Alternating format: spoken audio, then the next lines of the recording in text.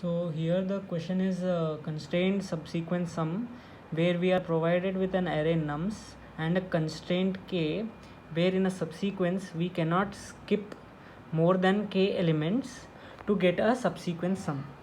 So here's an approach where we have an array dp. We create a dp array and then store all the elements of nums into dp first, and then, as we know, we cannot skip more than k elements. Here in our case we take k equals to 2, so we know we cannot skip more than 2 elements. So what we can do is we can start our first for loop at the first element. After 0th element we can start at the first element, and then now we have only one choice, either to take that previous element 10 or else not take. We can take in the case where the sum is greater than the element itself. So here we can consider 10 when, if we add with minus 2, it should be greater than minus 2, then only we can consider 10. So here if we consider 10,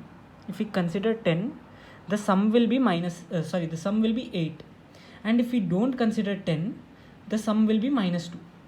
So we have profit in considering subsequent sum with 10 because it is greater than the element itself. Okay, then now we go to the next element, suppose minus 10. So our question is, we cannot miss or we cannot skip more than k elements. In our case k equals to 2, so we must take our best option. So we have options of 0 and 1 because we cannot skip more than 2 elements, no? So we have the previous 2 elements 10 and 8, which are at 0th index and first index. So if we calculate our sum with 8, the sum will be minus 2 here. Okay, but and it is greater than minus 10, so we consider minus 2.